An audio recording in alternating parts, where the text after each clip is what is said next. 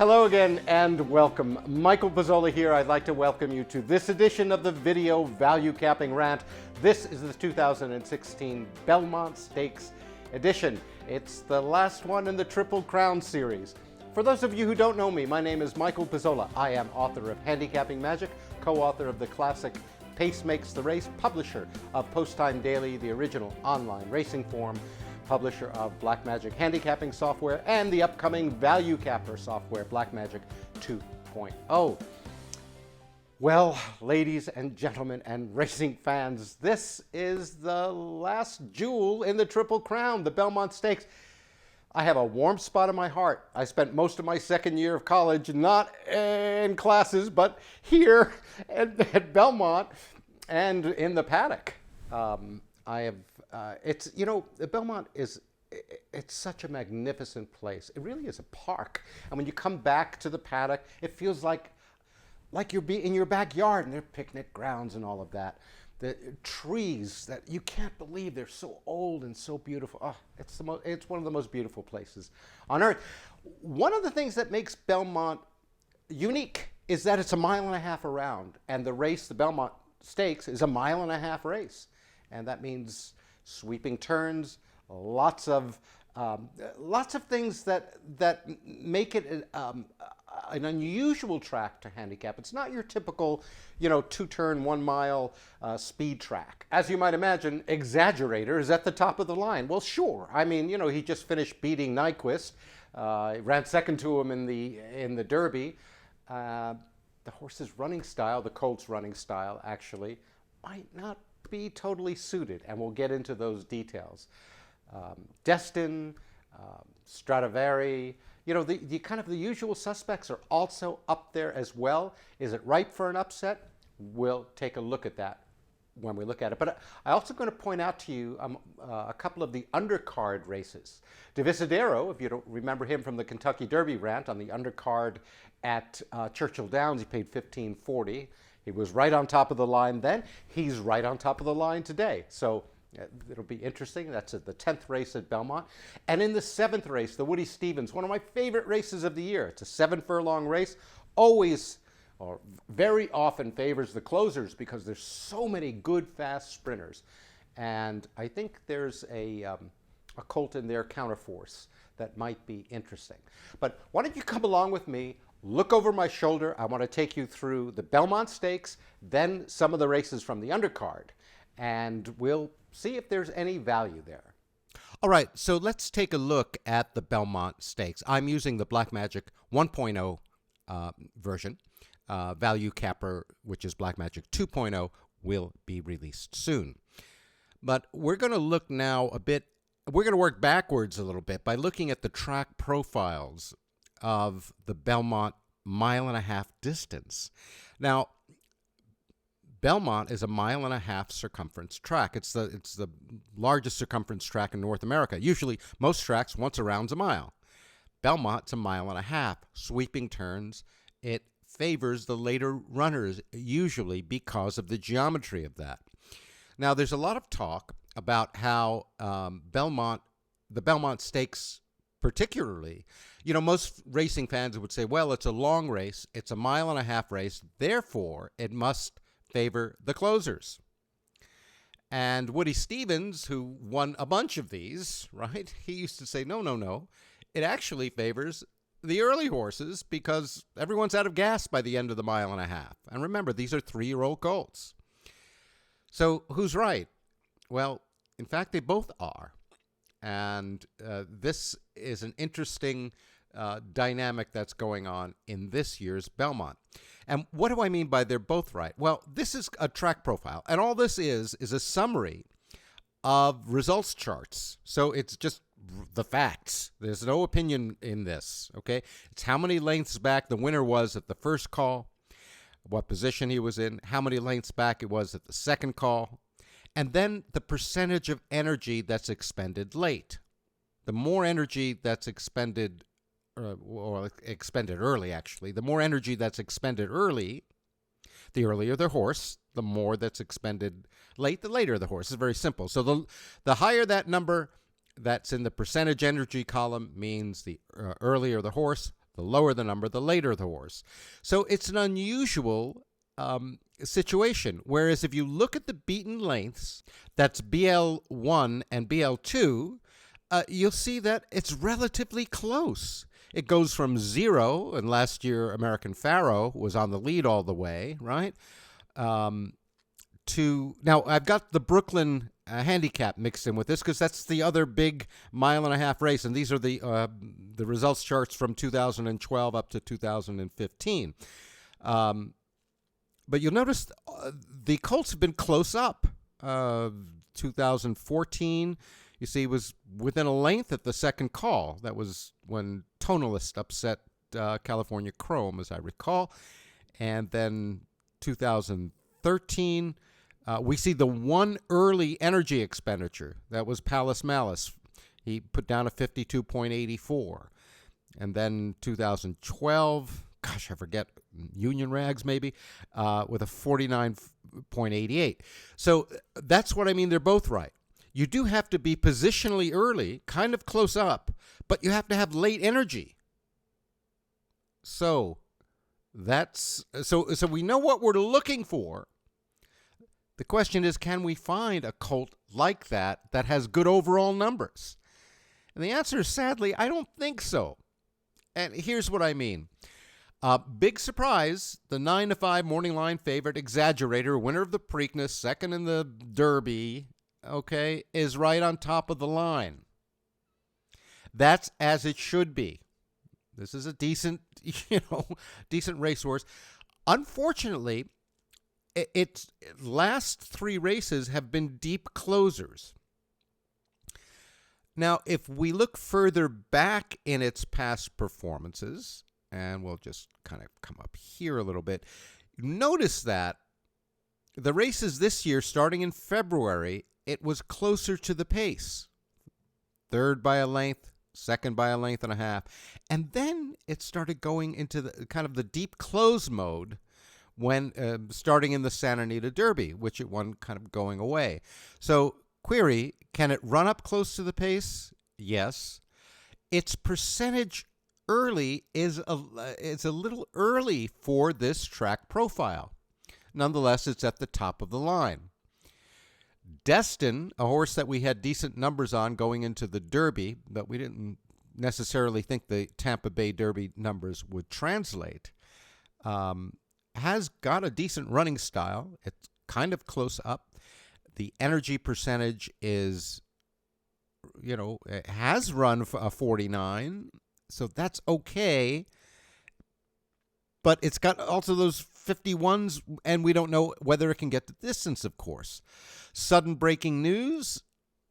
Again, another good number in the that we had in the Derby. It looked like it was going to make a big close. One-dimensional, this one. Way back. Not optimal for the Belmont Stakes. Stradivari, we see, can run kind of up close near the pace, and it's got that fairly late percentage. Now, let's just stop right here. Let's go one more for the gap, and this is Seeking the Soul. Just broke its maiden. Close up, a little early. I'm not looking for big things, except not looking for big things from the source. Colt. We have just gone over the top 5 horses on the Blam line. And here's the most important thing I'm talking about. Energy, percentage, and position. What's the most important thing? 9-5 on top, morning line. Second morning line favorite, Stradivari. It's right up there. Then Destin, the third morning line favorite. So 3 of the top 4 horses that we put up here are the morning line. In other words, there's no special insight into this race. On top of that, the 1.5 miles is not a great race to be doing pace handicapping anyway. So I can't even find something that I would say, hey, this is a great shot at a big price. And again, I have this 7 Seeking the Soul highlighted. It's 30-1 morning line.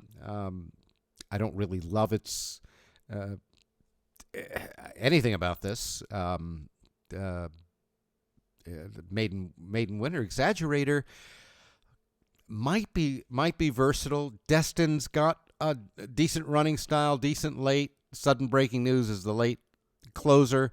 Stradivari, can kind of close up to the pace. But looking at the odds line, Exaggerator, I'm never going to get, my odds line is 5-1. Am I going to get 7-1 on this horse? No. Destin, 6-1. Am I going to get 9-10-1 on this? No. Sudden Breaking News, I'm Stradivari, I'll need 15-1. I don't think I'm going to get it. So I've got I've got basically a pass race, one that'll be exciting to watch. Now, if they go, they should be going pretty heavily on Exaggerator, I think. The wise guys will probably bet Stradivari again.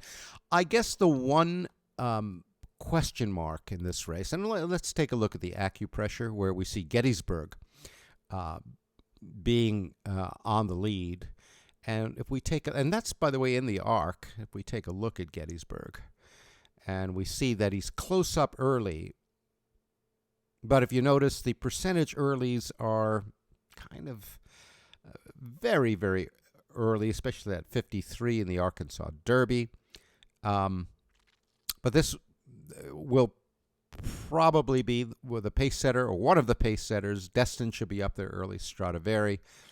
A very difficult race in which to find value on a colt that's going to be have the proper running style and the proper expenditure of its energy.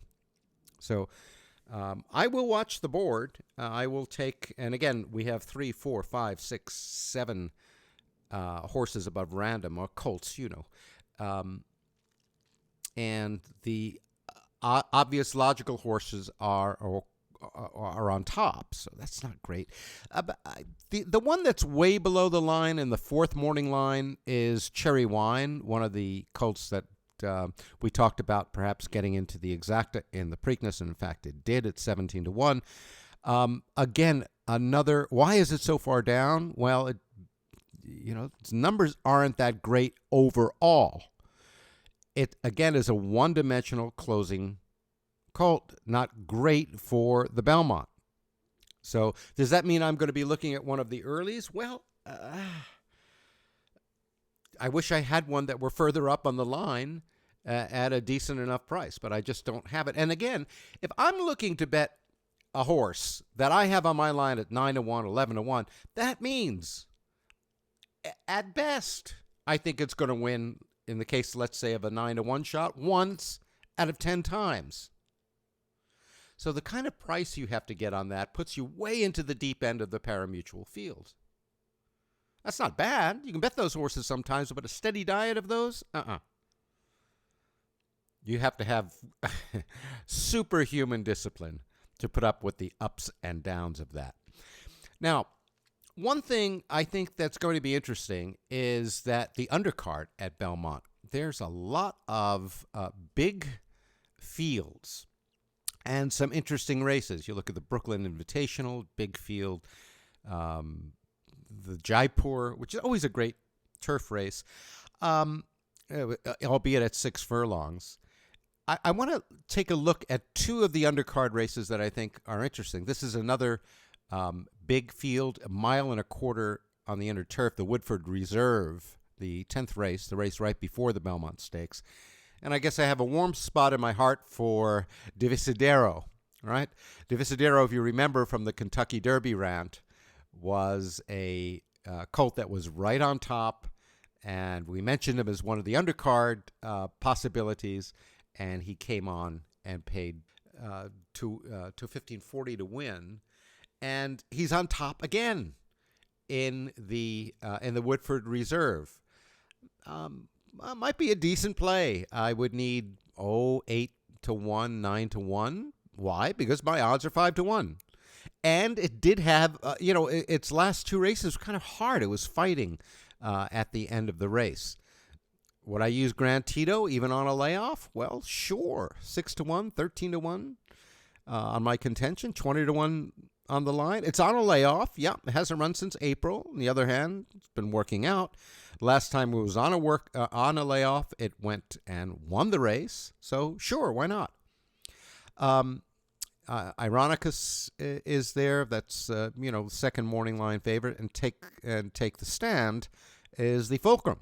So this may be a nice little exotic play. Taking a mid price, 9 to 1 or so, 8 to 1 on Divisadero, a very long price on either Grand Tito or Take the Stand.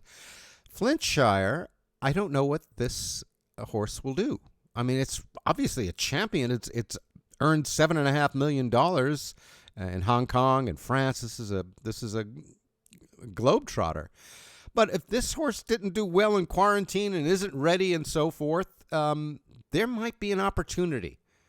And notice that in its 19 lifetime starts, it's been in the money 16 times. However, 10 of those have been second place finishes. So, bit of a hanger, layoff since December. Last race it ran was at Sha Tin in Hong Kong. Might be vulnerable. One other race on the undercard is one of my favorite races of the year at Belmont. It's the Woody Stevens Stakes. This is a 7-furlong race. And the reason I like it so much is it almost always comes up with a big field, and it almost always comes up as highly pressured.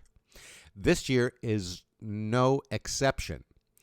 And I almost tempted to take a speculative bet here. The Belmont 7-furlong race usually goes late. If we looked at the track profile, we would find that that's still the case. I'm not going to bore you with the details on that. It's a relatively late running distance. And if we look at the acupressure, we see all of these early horses, and you notice how close these numbers are, how close they are. And there's one closer in the race, and that's Counterforce. Okay, so let me work my way down to this one. At the top of the line is Matt. And by the way, the line is another huge line. There are 8 horses on top of this red line, which is random. Wow, my gosh. It means a lot of horses can win, right? So 6 to 1, 7 to 1, 8 to 1, 9 to 1, 10 to 1. It's a very smooth line. We can find a price here if we look. Now, the track runs a little late, and the race shape is looking for the pace position projection looks to go highly pressured, which favors the late horses. Mrazek looks, it can close a little bit. I wouldn't completely throw this one out.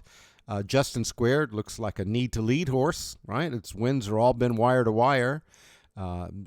Dig Deep looks like a presser up close to the pace. Imperial Hint is very early. And then we come to Counterforce. Made a huge close last time to get second at the Chick Lang at Pimlico. Race before that at Oaklawn, where it won the Bachelor, came from way off the pace. It pressed a little bit at Oaklawn, and its maiden win was way off the pace. This is a late colt. If you look at both its position and its percentage early, it's late. Now, it's a big field. It's right in the middle. It's in the 7-hole. That's good. Issue is my odds line on it is 10 to 1, meaning that I'm going to need 15 to 1 to bet this horse. If I get that, I'll bet it happily.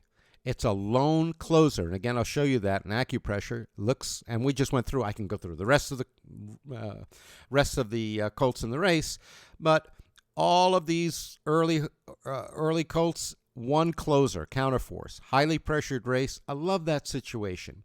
Not only that, it's got a little bit of a pattern in its last race where it fell back between the first call and the second call in terms of lengths, and then it made a move forward. And that was probably because it had a bit of it had to be angled and so forth. The question is whether I'll get a long enough price on it. Again, I'm not thinking about this one at anything less than 15 to 1. If I use counterforce, I'll use the colt that beat it last time, Justin Squared. Mrazek belongs in there, and so does Imperial Hint, maybe to complete a superfecta if it hangs on enough. But these are the colts I'm looking at, and I think counterforce might be able to come off the pace in a highly pressured race. So I think the undercard is going to provide a lot more opportunity than the Belmont Stakes itself, which, again, I don't find a colt in here that really looks like it fits the running style of the very demanding 1.5 mile distance at Belmont this year. So I hope you enjoyed that. I hope that was helpful. Well, that's it for this year's Belmont Stakes video value capping rant. I hope you enjoyed that. I hope it's helpful. No matter what happens in the races, and again, I'm making this for you on the Thursday before the Belmont, so I don't know track conditions. It's supposed to rain in New York, and so forth and so on. There might be a scratch or two, who knows. But I hope more than what's going to happen, who's going to win, you get the idea of looking for value as the number one thing for value capping. I can't tell you how much I've enjoyed doing these for you and hearing your feedback, your progress, your just some of the scores that you've made. Unbelievable. Thank you so much. Thank you so much for your encouragement and support. Until next time, this is Michael Pizzolla saying enjoy and let the bet make you. I'll see you soon.